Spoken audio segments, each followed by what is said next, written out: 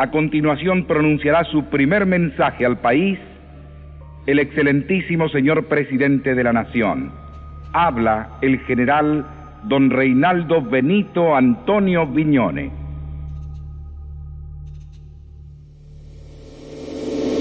Argentinos, la nación vive un momento difícil y grave de su historia. Asumo el gobierno con una misión clara y concreta: institucionalizar el país a más tardar en marzo de 1984. Ya he tomado la decisión de levantar, a partir de hoy, la prohibición existente sobre las actividades políticas. Sé que ciertos datos del pasado reciente mueven al dolor, la decepción y hasta el enojo. Pero si nos dejáramos dominar solo por esos sentimientos, nada vital ni positivo podría crecer ahora en la Argentina.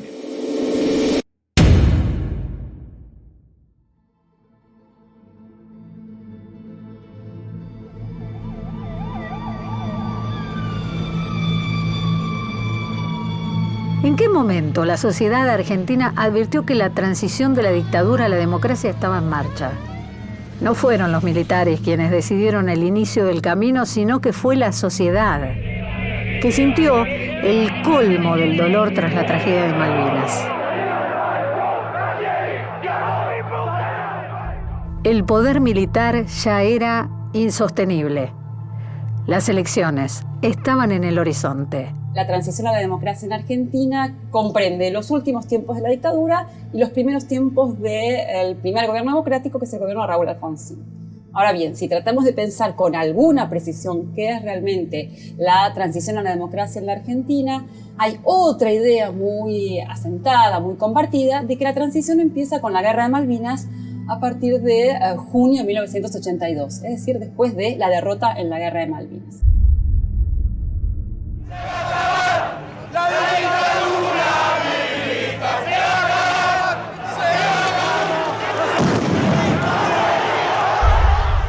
En realidad, todos los procesos que se dan después de la Guerra de Malvinas, todo había empezado antes. Muchas veces se dice que Malvinas fue lo que provocó el fracaso de la dictadura, al perder la guerra, digamos, ¿no?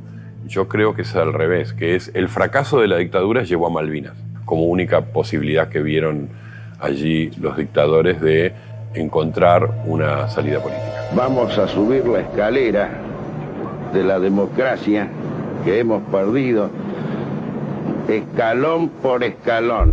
Yo creo que la transición, esto que llamamos la transición democrática, comienza ahí en el 81, 82, y Malvinas es el episodio más importante, sin ninguna duda. Después de la guerra, la caída del régimen es indetenible y es indetenible la aparición de sus crímenes a nivel nacional e internacional. El único impedimento que hubo a nivel internacional al principio sobre los crímenes de la dictadura era su carácter secreto.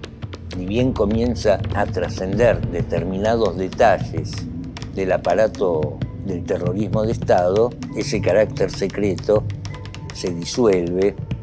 Primero es reflejado por la prensa internacional y los milicos no pueden poner una valla en la frontera para que no entren esas informaciones. Esas informaciones entraban. José Ignacio López es quien le pregunta a Videla por los desaparecidos y produce una hecatombe en ese momento. Yo la pregunta se la hice a Videla porque era un tema que estaba en el ambiente. El Papa Juan Pablo II se refirió a la Argentina en la Plaza San Pedro. Entre otras cosas, habló de un problema como es el problema de los desaparecidos. Los argentinos no tenemos nada que ocultar, ni nada que avergonzarnos en ese sentido, porque justamente eso ocurrió por los mismos derechos humanos que el Papa reclama. Tomando en cuenta que Videla no solo no ocultaba, sino hacía casi ostentación de su condición de católico, tomé casi como una obligación de conciencia que tenía que hacerle esa pregunta. Y es ahí donde él formula esa atrocidad que hoy casi cuesta escuchar. Frente al desaparecido, en tanto esté como tal, es una incógnita el desaparecido. No está, ni muerto ni vivo, está desaparecido. No salió al aire en ese momento.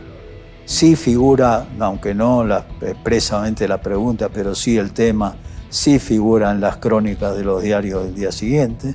Por la televisión no salió. Cuando se emitió la conferencia de prensa no salió. Esto siempre lo cuento porque es así. Cuando a mí en el 83 Alfonsín me ofrece ser vocero presidencial, en ningún lado se dijo que yo era el que había hecho esa pregunta, ni yo tampoco saqué chapa con eso. Las denuncias por las violaciones a los derechos humanos empiezan a ser audibles, escuchables, creíbles. Es decir, lo que solemos llamar la sociedad empieza a abrir los ojos, empieza a creer aquello que ya se venía diciendo hace mucho y que nunca fue un secreto ni un silencio, pero ahora empieza a ser creíble. El significante de desaparecidos es clave para entender la transición democrática, para entender lo que fueron las demandas democráticas después del 83, de diciembre del 83, y diría también al día de hoy es un significante muy poderoso. ¿Hasta dónde esta sociedad iba a soportar las desapariciones, el robo de bebés? Así que esa historia, esa dictadura, nació derrotada. Pero claro, hizo mucho daño, ¿no? La utilización de los grandes medios de comunicación fue fundamental para imponer las ideas de la dictadura.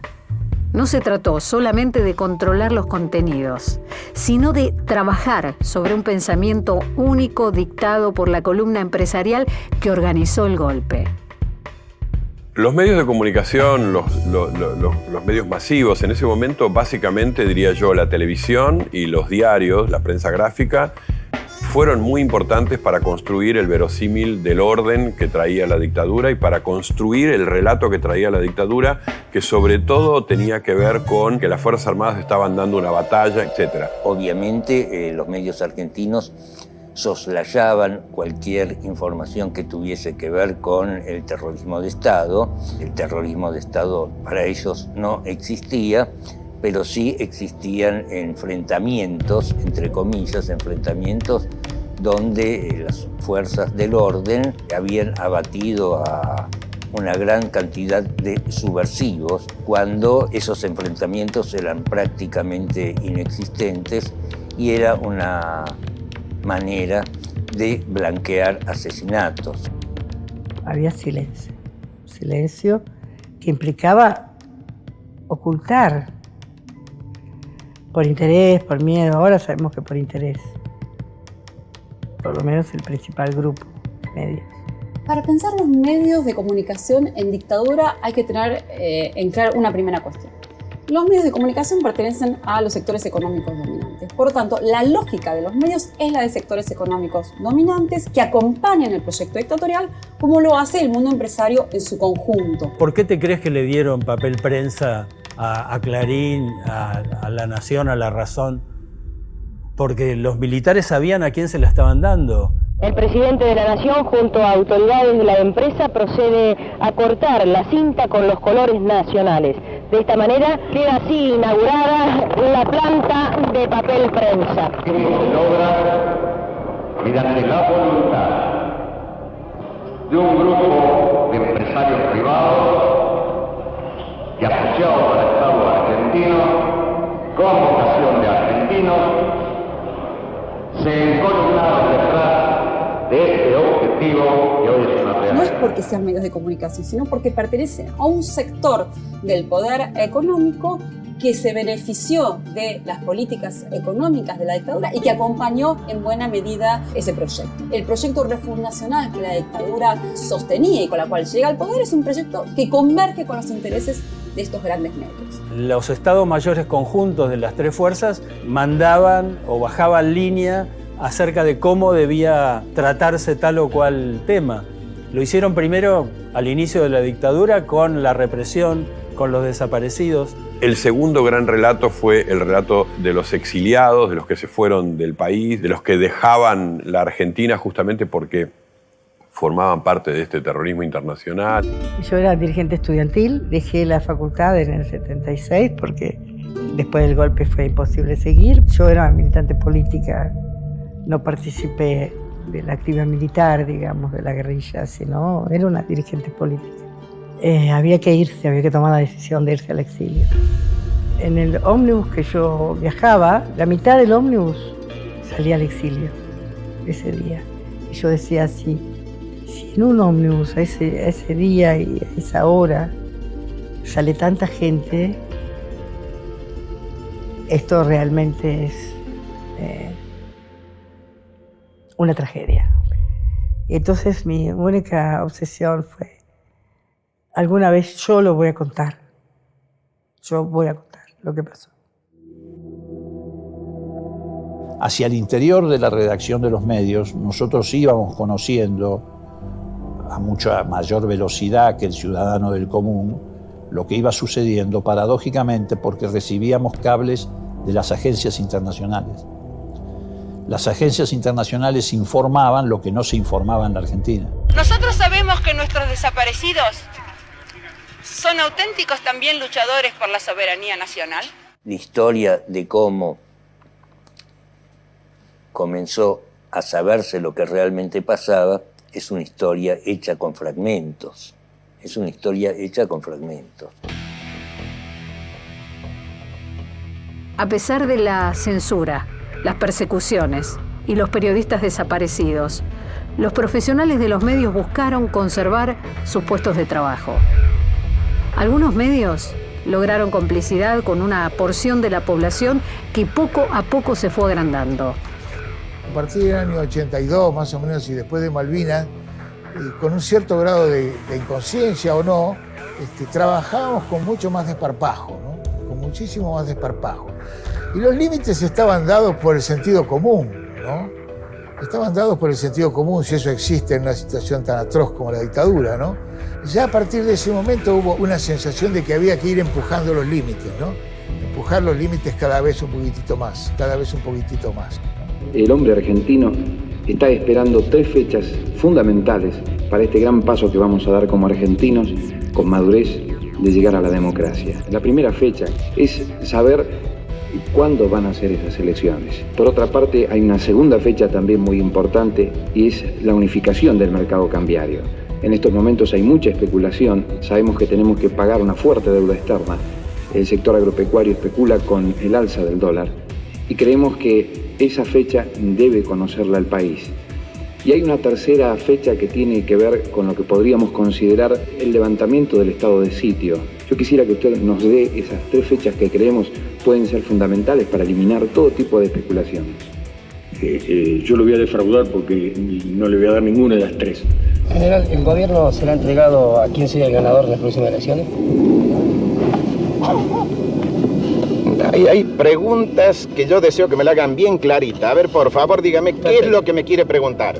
Cualquiera sea el triunfador en el próximo comicio, ¿va a ser el que vaya a seguir el gobierno?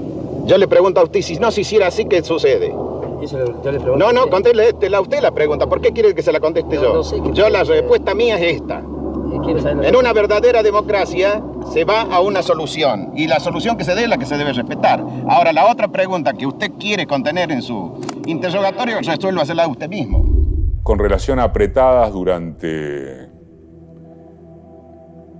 la dictadura, durante ese periodo, la más seria fue ya después de Malvinas. Al frente de la Junta estaba Nicolaides, general Nicolaides.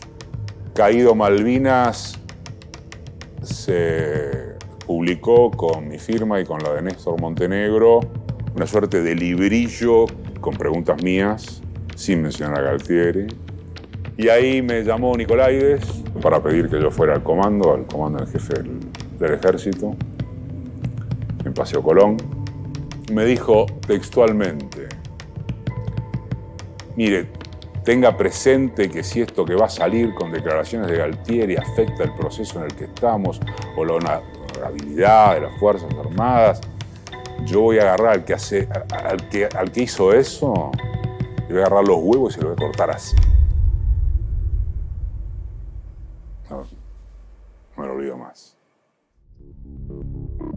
Otra cosa que yo creo que habría que tener en cuenta cuando hablamos de los grandes sectores de poder, no son instituciones ni espacios homogéneos. Es decir, no es lo mismo hablar de las jerarquías de la Iglesia o la gran conducción empresaria de los medios de comunicación que hablar de los trabajadores y las trabajadoras de esos espacios.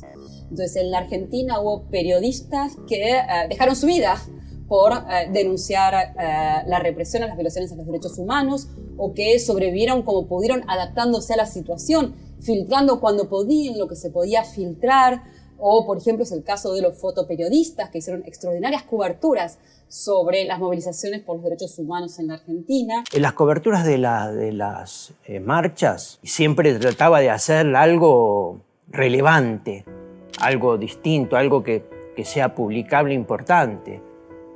Pero después, obviamente, que la edición la hacían los jefes y los militares lo censuraban. El 5 de octubre, una marcha por la vida, se hizo muy grande la marcha. Hay madres que empiezan a pasar las vallas de los policías, de la primera línea de los policías.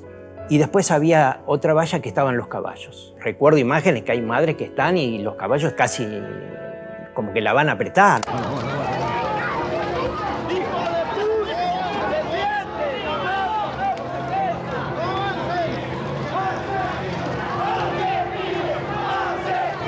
Y unas madres van a pedir por los hijos, por lo que era la marcha.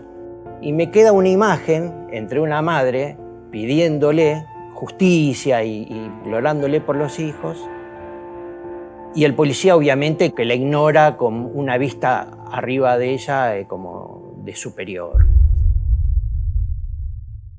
Hay forcejeos y pierdo a los compañeros con los que había ido. Fue el último que llegó a la agencia. El único que quedaba era el jefe para ver qué material tenía. Copia 2 o 3 imágenes y las lleva al primer piso al jefe de turno, donde estaba el jefe de turno segundo. Como yo me parecía raro todo ese movimiento y que tardaba mucho, me dio esa idea de copiarme una foto para mí.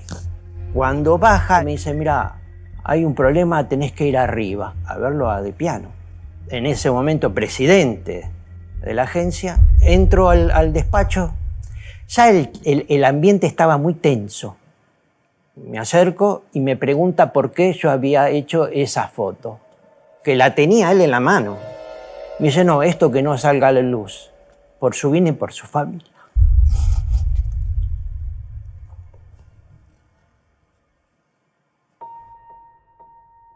Al otro día me fui muy temprano y escucho en la radio la foto del año, que es la tapa del diario Clarín. Se le engañaba a todo un pueblo por medio de una imagen, que no era real. O sea, sí había pasado, pero no era real la imagen.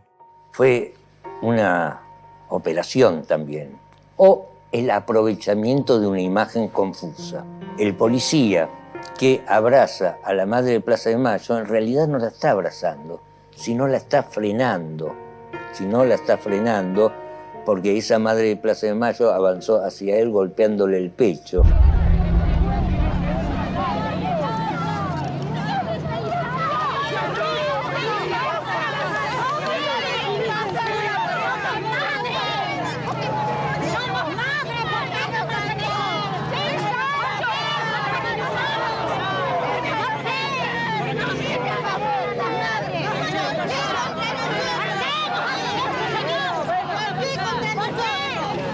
Y ese policía era el comisario Gallone, uno de los jefes de la Superintendencia de Seguridad Federal, que terminó preso por delitos de lesa humanidad y fue el máximo responsable, por eso estuvo preso, de la masacre de Fátima, donde personas secuestradas en Coordinación Federal fue sacada de allí, acribillada y dinamitada en la localidad de Fátima. Al lapso de unos días me cruzan un auto, me llevan, me hacen unas preguntas. Yo trabajaba para las madres constantemente con lo mismo, hasta que me dejaron que tenga cuidado. Obviamente que sabía que la foto no iba a salir nunca a la luz. Tuvo guardada 40 años. Esa foto en algún momento sirvió para hacer una operación.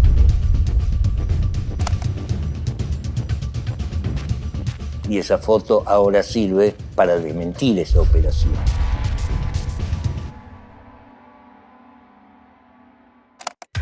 En la gráfica también la dictadura no supo qué hacer con una revista clave de esos momentos, que fue la revista Humor. Fue una revista ejemplar, ¿no? Digo, se ve que, no sé, que se les escapó, se les filtró, ¿no? El humor político es fundamental en cualquier época, pero en los momentos de clausura del espacio público, de cierre de la expresividad, de momentos en los cuales es difícil tener una palabra de libertad, el humor es un lenguaje político, es un lenguaje que se usa para los momentos en los cuales hay que decir cosas sin decirlas, porque pueden tener costos muy altos.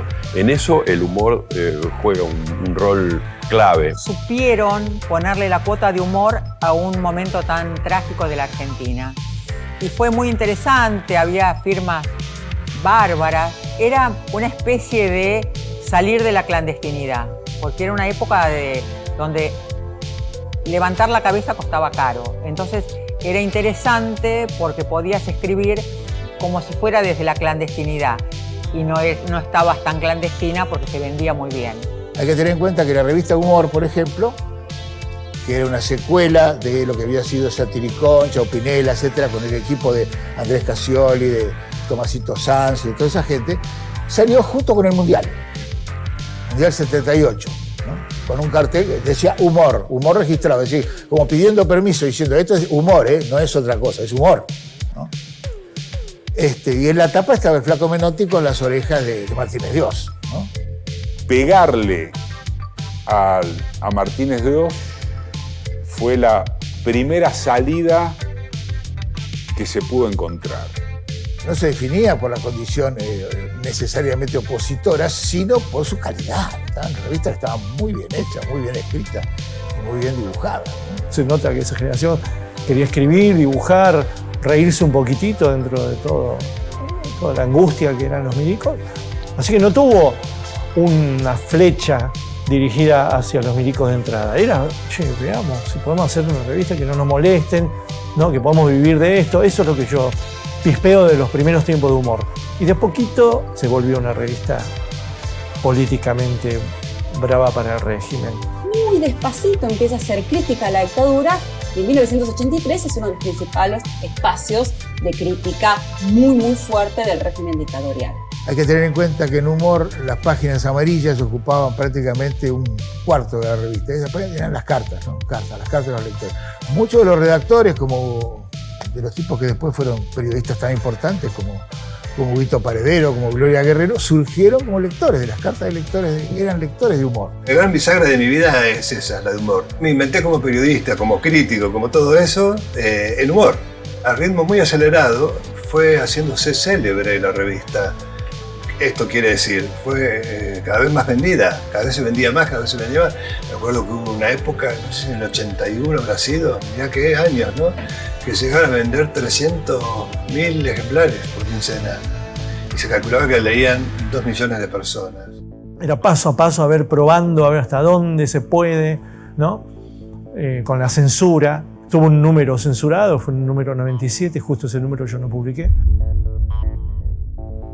No esperábamos una censura así, una censura así como si fuera pornográfica en la revista. Recuerdo 2 sentimientos que prevalecían: la bronca y la burla, la gracia. Pero generó más locura y enojo en los lectores que en la propia redacción. Eso es lo que yo recuerdo, si la memoria no me traiciona, al día de hoy. Ese fue un hito, un momento cúlmine de la revista, ¿no? Esa revista podría haber desaparecido en ese número, sin embargo los lectores siguieron bancándola y no pudieron cerrarla. Ese momento fue crucial para el periodismo argentino. El gobierno militar insistió en una política económica para pocos, retomando la precarización de los recursos y dejando de lado la industria nacional. El resultado fue una gran deuda externa que además sumó como si fuera poco, la estatización de la deuda privada empresarial. Se abre, señores, un nuevo capítulo en la historia económica argentina. La política económica tenía que lograr el objetivo de desarmar la estructura productiva y para eso puso en marcha un conjunto de instrumentos que colocaron al proceso de endeudamiento y valorización financiera y fuga de capitales como la clave del funcionamiento de la economía nacional. Perfilando lo que va a ser nuestro país dentro de 5, 10, 15, 20 o 50 años. Para 1981, el mayor dato que explica el derrumbe de la dictadura es la crisis económica. La herencia que van a recibir los partidos políticos de las cargas de este largo proceso que vive la Argentina son realmente tremendas.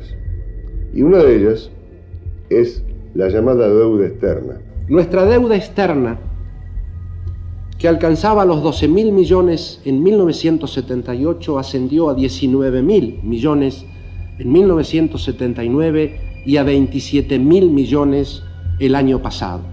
Y las mismas previsiones hacían pensar que la deuda externa podía alcanzar a fines de este año un monto cercano a los 35.000 millones de dólares. Yo les aclaro a mis compañeros que nosotros vamos a recibir un país en ruinas y que lo vamos a tener que reconstruir todos, no solamente los peronistas, sino todos los argentinos. De eso estoy absolutamente convencido. Es muy posible que las autoridades que surjan del comicio tengan que enfrentarse con una deuda externa que en un 85% le venza en los primeros 90 días. El necesario cambio económico se operará en relación y al servicio de la futura institucionalización política. A tal efecto, el alto endeudamiento externo será reestructurado. Trataremos de evitar, de ese modo, que el futuro gobierno constitucional se vea condicionado por requerimientos financieros imposibles de asumir. El intento de reestructurar la deuda para que el gobierno constitucional no recibiera una situación compleja, como Viñones sostiene en su discurso, no es algo que se logre.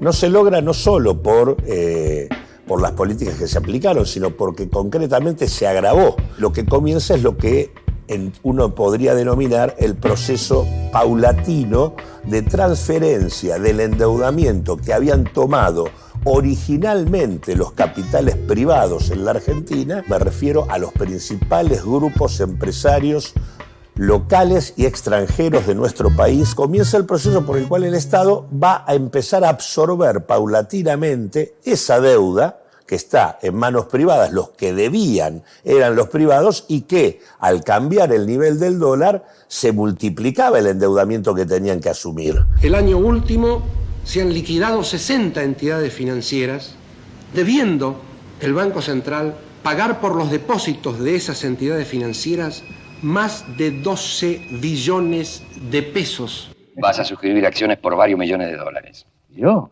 ¿Y con qué? Con un crédito que el mismo banco te va a dar. ¿A mí? ¿Cómo me va a dar semejante crédito a mí? ¿Con qué respondo yo? Pero Carlitos, no estamos solos. Lo que aparece allí es el proceso de cubrirle las espaldas a los grupos empresarios. Eso hizo que, sin que la deuda cambiara de acreedor, seguían siendo deudores los grandes grupos privados, pero comenzaba el Estado a tener que hacerse cargo paulatinamente de una parte de la deuda. Si uno tiene que ver quién fue el artífice del comienzo del proceso de estatización, indudablemente es Domingo Cavallo. El Estado subsidia a las empresas, a las grandes empresas, para que frente al cambio de situación no tengan ningún costo y el costo se le traslada vía estatización al conjunto de la sociedad. Aquí hubo mucha gente que infló la deuda y ahora va a haber que pagarla. Entonces vamos a tener que pagar 2 veces la plata que se llevaron. Ahí yo creo que puede haber entre 10.000 y 15.000 millones de dólares que se fueron del país y nadie sabe cómo. Para ser precisos, se estatizaron aproximadamente unos 17.000 millones de dólares de deuda privada, de los cuales prácticamente el 50%, tiene que ver con grandes grupos empresarios que son hoy todavía buena parte de los principales capitales que dominan la sociedad argentina. En la medida en que la dictadura empieza a entrar en crisis, lo que va a suceder es que los antiguos aliados de la dictadura, y aquí hay que decirlo con nombre y apellido, los medios de comunicación, la Iglesia Católica, la justicia, etc., van a empezar a tomar distancia del propio régimen. Y cuando empiezan a tomar distancia del propio régimen, lo empiezan a criticar públicamente. Entonces se empieza a generar un círculo bastante complejo en el cual la dictadura se va derrumbando y todo el mundo empieza a tomar distancia de la dictadura y ayuda a su derrumbe.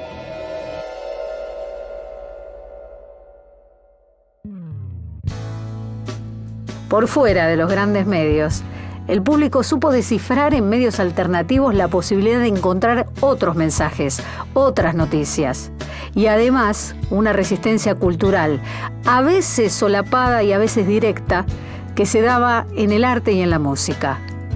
Creo que hubo resistencias culturales que la dictadura no supo manejar y que fueron mucho más fuertes que lo que intentaba la dictadura a través de los medios de comunicación que dominaban casi absolutamente. Por ejemplo, el rock, que ya ahí en fines de los 70 y principios de los 80 tuvo nuevas figuras que venían a decir otra cosa y que venían a contar otras historias y que tenían una sensibilidad respecto de su vínculo con la sociedad muchísimo más grande que cualquiera que haya intentado lograr la dictadura. Pienso que como pueblo debemos adquirir la cultura democrática y política y quizás en un tiempo determinado estemos como para poder decir, bueno, que se van a terminar muchas de las injusticias que nos aquejan aquí. Los rockeros que estaban prohibidos pasaron a ser el caracú del espíritu nacional. Bronca cuando se hacen moralistas y entran a correr a los artistas. ¿Qué sentís inaugurando nuevamente el Festival Barrock de este año? Mira, siento emoción, o sea, es medio como para nosotros como volver a vivir después de casi 10 años que no se hacía. Córtela, déjenos vivir en paz. Sáquenla, sáquenla un poquito. Esa fuerza entró toda una generación de rockeros nacionales, ¿no? Y algunos que pudieron volver. Entonces, claro, la cultura ahí se volvió una ola incesante, imparable, que arrasó lo último que faltaba con la censura, ¿no? La censura, las prohibiciones y los exilios. Y me acuerdo cuando volvió Mercedes Sosa, en el 82 fue. O sea, estábamos ahí en la gatera de la democracia. La libertad siempre la llevarás dentro del corazón. Te pueden corromper, te puedes olvidar, pero ella siempre está. Todo lo que se abrió, Víctor Heredia, León Gieco. Considero que somos los que escribimos respecto a la realidad argentina. Y también sueña con votar un gobernante.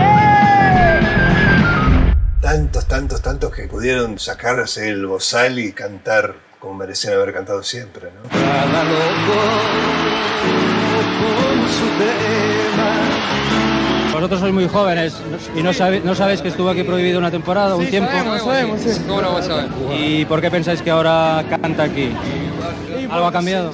Y puede ser que algo cambie, esperamos que cambie, todavía no cambió, pero esperamos que cambie. Con este proceso de apertura cultural, de cierto aflojamiento a la censura, empiezan a aparecer, aún en dictadura, una serie de revistas, una serie de periódicos con otro lenguaje. Muchas publicaciones con parámetros más o menos parecidos, muy críticos con respecto a la dictadura militar y portadores de nuevas visiones del mundo. Evidentemente El Porteño, el diario La Voz. La Voz tuvo corta vida, ¿no? Fue un diario muy interesante, de denuncia, de investigación, de cosas que todavía no estaban demasiado saldadas.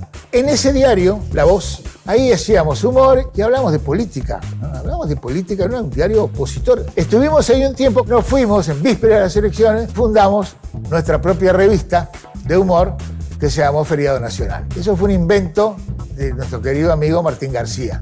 Juntó cabezas que iban desde el Negro de Olina hasta Lito Nevia, pasando por Sanyu, por mí, por muchas otras gente, muchas otras personas. Hicimos Feriado Nacional con la pretensión de desbancar la humor. Si humor era un poco la línea más radical de la oposición, esto era la propuesta del peronismo que volvía, los Nacan Pop que volvíamos, ¿no? En agosto de 1983, el porteño se comió un bombazo. En el número que había salido días antes, había dos notas que pudieron haber causado ese bombazo. Por un lado, había una nota sobre hijos de desaparecidos con una foto de Eve de Bonafini. Y por otro lado, aparecía como suplemento el primer número de las Cerdos y Peces, cuya nota de tapa estaba ilustrada con una foto de dos pibes pidiéndole a un cana fuego para prender un porro. Ese conjunto de elementos culturales fueron mucho más poderosos que todas las operaciones culturales que hizo la dictadura en esos años. Efectivamente había una sensación como de que algo nuevo venía, de que se terminaba la pesadilla de la dictadura. Así que yo lo que recuerdo es leer los diarios, mirar todo lo que podía, empezar a escuchar nuevas voces. Todo eso acompañaba, digamos, un clima de época, ¿no? De mucho entusiasmo político. Las campañas políticas inundaron la cotidianeidad. Los partidos dieron a conocer a sus candidatos. La participación ciudadana por fin salía a la luz. Hay una parte de la dirigencia política que comienza lentamente a organizarse pensando en que en algún momento va a haber una apertura democrática. Entonces, la dictadura tampoco logró hegemonizar a la dirigencia de los grandes partidos, sobre todo en ese momento del Partido Justicialista y de la Unión Cívica Radical, ¿no? Entonces, no logra cooptarlos para su proyecto. Estaban en una situación incómoda porque no podían seguir permaneciendo en el poder. La única salida era, obviamente, llamar elecciones y eso, digamos, le tenían terror a un Nuremberg. Esta transición democrática se inaugura también con una transición de lenguajes políticos. A mi espalda está el Congreso. Tengamos paciencia, falta poco. Primero, la reorganización de los partidos. No es que a la mañana siguiente hubo candidatos, etc. Vino la reorganización de los partidos, afiliaciones, volver a afiliar. Quiero hacer un llamado y convocatoria a todos los argentinos para que se inscriban en el partido político de su vocación, elección y preferencia, para desde allí luchar por una democracia y por la libertad, porque la libertad no es un hecho ni una ley, sino es una conquista diaria y cotidiana de toda la vida. Debe conseguirse a través de la participación en los partidos políticos. No tenerle temor al partido político, ni al comité, ni al comicio, porque el comité y el comicio son las escuelas primarias de la democracia. Se hablaba de qué terrible los políticos cómo discutían en televisión, cómo se peleaban. José Echeverría, represento a Crónica del NOA. Señor presidente, considerando que los partidos han estado alejados de la gimnasia política y se han producido fraccionamientos internos, ¿en qué medida, según su opinión, considera usted que sería positivo un gobierno civil si hasta el momento no han logrado una coherencia total en las propuestas que formulan? Siempre los antidemocráticos el ruido los molesta. Y hay un ruido que hace la política que es muy interesante. Cuando el pueblo se mueve, hace ruido. Noto una gran seriedad en los dirigentes políticos en términos de diálogos entre ellos. La multipartidaria es un ejemplo. Hay una acción común con tal de encontrar respuestas claras para la Argentina. Aparece la multipartidaria, que ya es una coordinación de los partidos políticos para encarar más frontalmente una lucha antidictatorial, que a pesar de que ya estaba en un estado de extrema debilidad, no terminaba de iniciar el proceso de apertura política, llamar elecciones, etc. Entonces, frente a esa vacilación de la dictadura, se decide en diciembre del 82 organizar una marcha de la multipartidaria que tuvo una dimensión pocas veces vista en la ciudad de Buenos Aires. Fue una marcha extraordinariamente importante, donde además de marchar columnas de sindicatos, partidos políticos, etc., uno veía miles y miles de familias, gente independiente que se volcaba a las calles, ¿no? Cuando estaba desconcentrándose, bajaron unos tipos de un Falcón Verde, como en los momentos más tenebrosos, asesinan a Almiro Flores, un obrero metalúrgico salteño de 28 años. Quedó impune ese asesinato, recordémoslo. Eso fue lo que significó ya el golpe final para la dictadura, que tuvo que empezar con el proceso de apertura política. Tuvimos plena conciencia de que el regreso a la democracia trascendía largamente la cuestión partidaria, ¿no? La idea de que habíamos dejado atrás una pesadilla que nos había lastimado profundamente como sociedad, eso era perfectamente claro, que habíamos recuperado algo perdido. Había que volver a hablar en un lenguaje que la dictadura había prohibido durante tantos años. Yo creo que el que mejor interpretó ese momento fue Raúl Alfonsín, porque hizo 2 o 3 cosas que conectaron con la sociedad.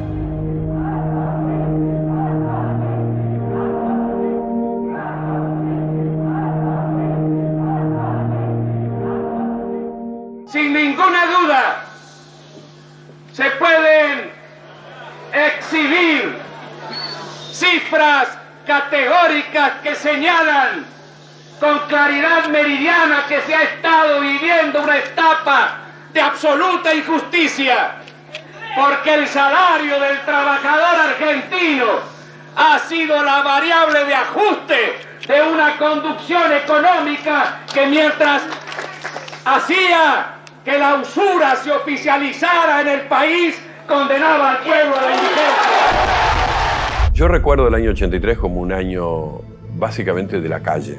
Ahí empezó a haber mucha expresión callejera de lo que había sido la larga noche de la dictadura y el apagón cultural que produjo la dictadura. Bueno, empezó a iluminarse en las calles. En ese sentido fue un año de felicidad. Pero también era el año del dolor, porque se empezaban a conocer lo que fueron las consecuencias de la dictadura. En Argentina, aún los que estábamos dentro de los organismos de derechos humanos, conocíamos poco cómo había sido el plan sistemático de la dictadura de desaparición de personas y cómo había sido el entramado que había logrado la dictadura a nivel de todo el país para producir lo que produjeron con la desaparición y muerte de tantos y tantas argentinas.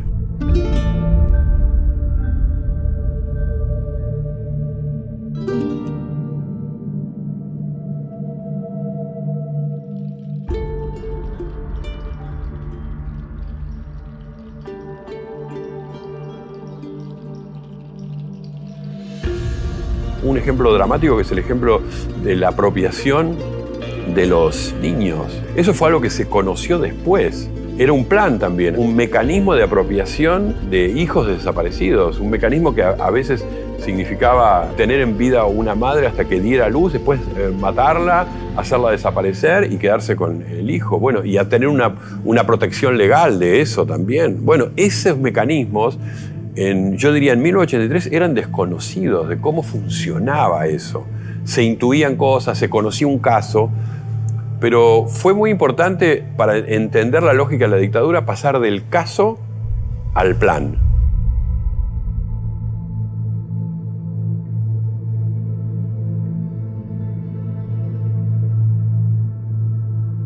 Todas las personas interesadas en conocer cómo funciona la dictadura y cómo funciona la Junta Militar, y en particular los historiadores y las historiadoras, tenemos un material absolutamente extraordinario, que son las actas de la Junta Militar, que fueron recuperadas en 2013 en el subsuelo de un edificio de la Fuerza Aérea. Y en estas actas, que abarcan los 7 años de dictadura, están contadas y explicadas todo lo que se conversó en las reuniones, en particular las actas del último periodo, lo que podemos llamar la transición, permiten entender la desesperación de la Junta Militar por protegerse de sus actos aberrantes, es decir, la búsqueda desesperada de estrategias políticas, legales, institucionales para encontrar salidas que permitan encubrir los crímenes que habían cometido. Que debemos hacer en función de gobierno en este lapso que nos queda por transitar? Había evidentemente un plan para justificar sus culpas y en ese sentido incurrían con exagerada frecuencia en operaciones para plantear que la lucha antisubversiva fue un tratamiento doloroso para sanear la nación. ¿Qué iba a ocurrir con lo que habían hecho los militares? Pero también, ¿qué iba a ocurrir con los militares hacia adelante? Porque las Fuerzas Armadas habían sido un actor político muy importante en los años 50, 60, 70 y ahora estábamos en los 80. ¿Qué iba a ocurrir con ese actor político? ¿Cómo se lo iba a disciplinar, a subordinarlos al poder civil y a la democracia? Ese era un desafío tremendo. Recordemos el pasado para entender la opción del presente.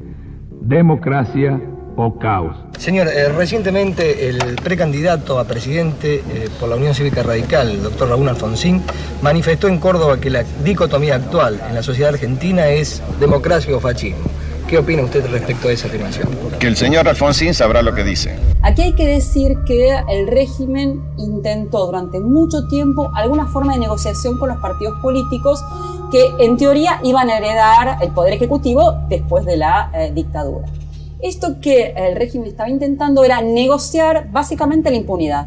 ¿No sería el momento de olvidar totalmente los agravios? No caben agravios ni de los militares hacia los civiles, ni de los civiles a los militares. Es decir, yo creo que la palabra es convivencia, no sé si hay otro adjetivo, ¿no? Se produce el corte del gobierno constitucional y yo diría que en ese momento el país estaba de acuerdo.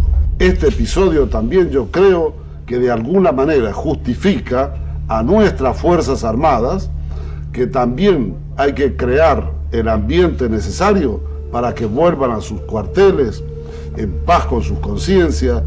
Este intento de negociación que la dictadura sostuvo durante bastante tiempo fue fracasando, fue derrumbándose en la medida en que la dictadura perdía su propio poder político. Cuando pierde poder de negociación, lo que intenta hacer son dos estrategias. La primera es algo que se va a llamar el documento final sobre la subversión. La dictadura lo va a dar a conocer en abril de 1983, que es un documento por escrito que se va a pasar por televisión, en el cual reivindican absolutamente lo hecho en cuanto a la lucha antisubversiva, dicen que si hubiera que hacerlo de vuelta, lo harían de vuelta, y dan por muertos a los desaparecidos.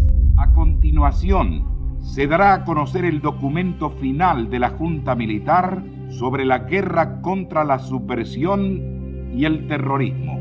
Las Fuerzas Armadas asumen la cuota de responsabilidad histórica que les compete frente a la nación. La nación estaba en guerra.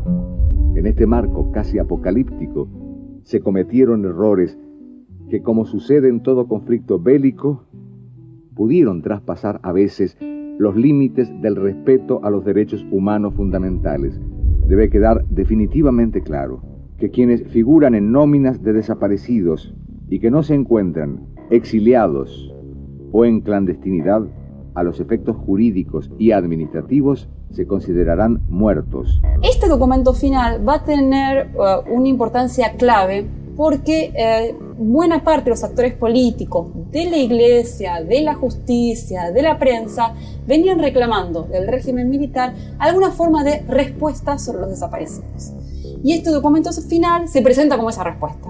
Y en realidad no es una respuesta a nada, porque no dicen nada, dicen algo peor, volveríamos a hacerlo. Creo que ellos pensaban que iban a salir ilesos porque la historia anterior indicaba que siempre habían salido ilesos. Además, el hecho de haber acumulado tanto poder durante tanto tiempo los llevó a un grado superlativo de impunidad. Se sentían casi como dioses del Olimpo, se sentían dueños de la vida o la muerte de las personas. Yo le digo, si estas madres se hubieran preocupado por sus hijos de la misma forma que se preocupan hoy, no estarían lamentando la desaparición de sus hijos. Por eso nuestra consigna, por ejemplo, en la campaña electoral, significó eso. Nosotros decíamos que Alfonsín significaba una entrada a la vida. Más que una salida electoral, es una entrada a la vida. Ahora, Alfonsín. Somos la vida era una de las consignas O sea, frente a la larga noche y la larga muerte que ofreció la dictadura, nosotros somos la vida. Mientras tanto, el Partido Justicialista tuvo una comunicación, diría yo, muy poco clara, sin consignas dominantes. Yo había apoyado la fórmula Luder-Vittel y lo había presentado a Luder-Vittel en el Coliseo para los Intelectuales. Y hubo muchos periodistas y muchos compañeros peronistas que apoyaron a Alfonsín. Era muy atractivo Alfonsín y era muy poco atractiva la fórmula Luder-Vittel. La nación entera está a las puertas de su gran expectativa. Y su gran expectativa es la consolidación definitiva de la convivencia nacional. Cuando las Fuerzas Armadas se dan cuenta de que el documento final es un fracaso, van a pasar a una segunda estrategia que ya venían pensándola, que es una amnistía. La autoamnistía se da a conocer en septiembre de 1983, semanas antes de las elecciones, y se transforma en un escándalo. Se transforma en un escándalo porque es inadmisible a esa altura del conocimiento social y político sobre los crímenes cometidos que las Fuerzas Armadas se perdonaran a sí mismas por esos hechos. La intención de esta ley es crear un ambiente de pacificación, como lo dice su denominación, como forma con los procedimientos más legales posibles, crear un ambiente de conciliación, de reconciliación nacional y podernos proyectar sin mayores perturbaciones a la solución democrática que creo que todos ambicionamos. Los tipos querían salir lo más indemnes posible. Y ese propósito, desde luego, era dificultoso por el conocimiento que tenía el mundo entero sobre la aplicación del terrorismo de Estado. Por eso los tipos dictan una ley de autoamnistía. El proyecto político de ellos en ese momento era simplemente salvar el pellejo.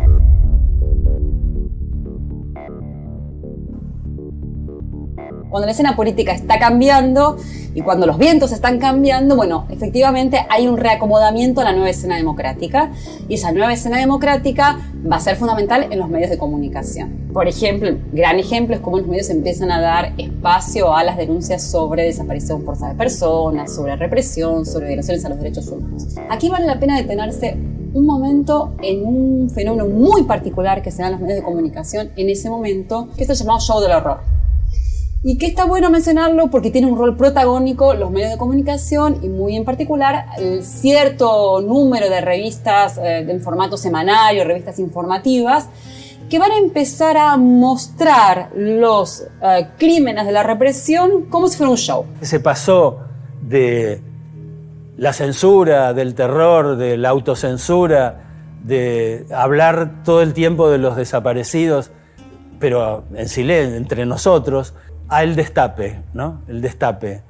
Y el destape provocó excesos. Me acuerdo de una revista que hicieron una nota en donde replicaron con muñecos esa cosa horrorosa de los vuelos de la muerte, ¿no?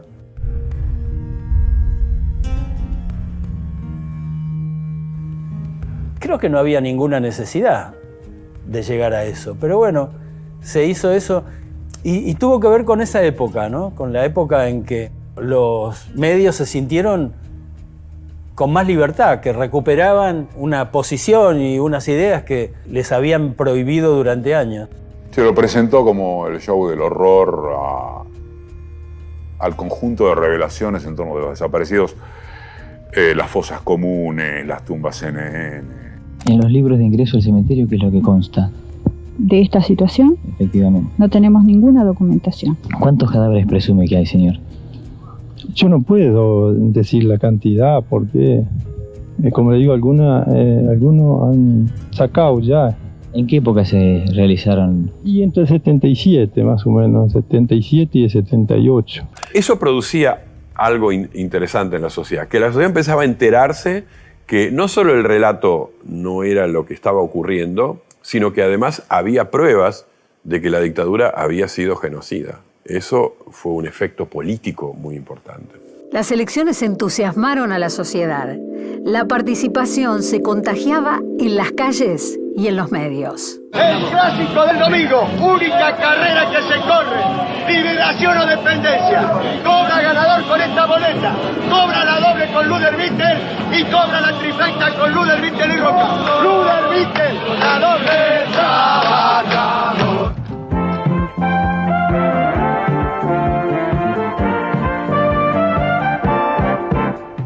Se acercan ya las elecciones.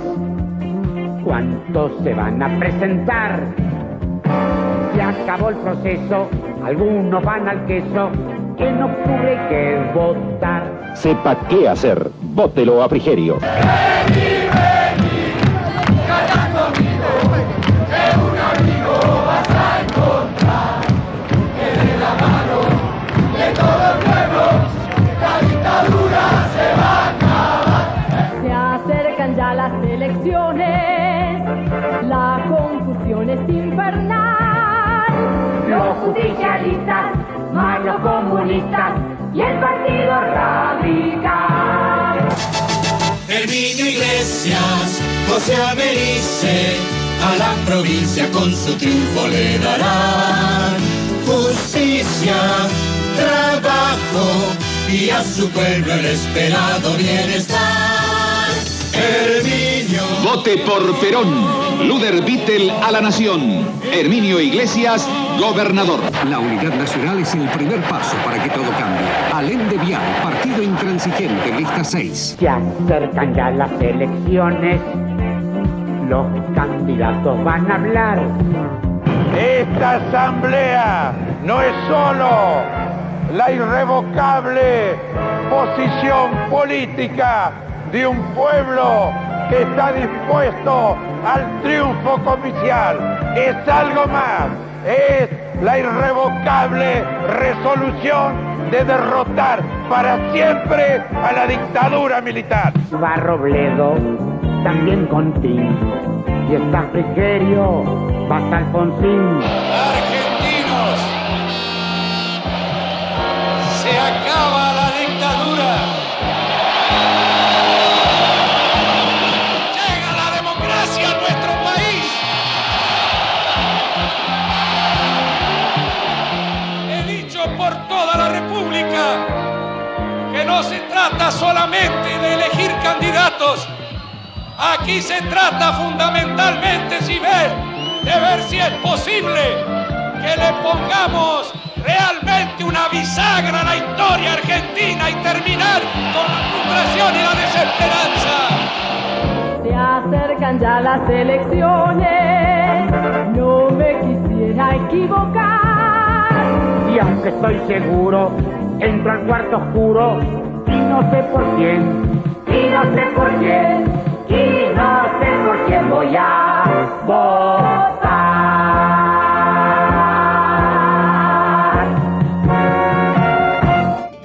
Este es un día de gran alegría para la nación entera. Todos, en distinción de banderías, deben sentirse contentos de haber restaurado la libertad después de una tiniebla tan tremenda como la que hemos sufrido. Todos los argentinos, sin distinción, creo que esta es una alegría que nos cabe para todos. Maestro Borges, por favor. Yo había descreído de la democracia, que yo creía que la democracia era, como dijo Carlyle, el caos provisto de urnas electorales, pero que ese caos, el 30 de octubre, había demostrado su hermosa voluntad de ser un cosmos. Compatriotas, iniciamos todos hoy una etapa nueva de la Argentina, porque tenemos todos la enorme responsabilidad de asegurar hoy y para los tiempos la democracia y el respeto por la dignidad del hombre en la tierra argentina.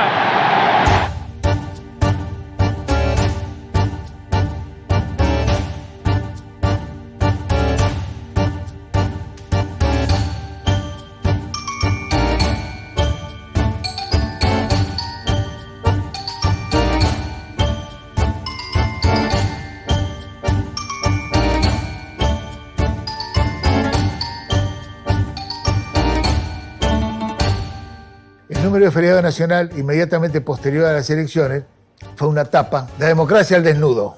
Estaba Viñones poniéndole la banda a Alfonsín, había un granadero parado, claro, estaban todos en pelota, todos desnudos. Un fracaso.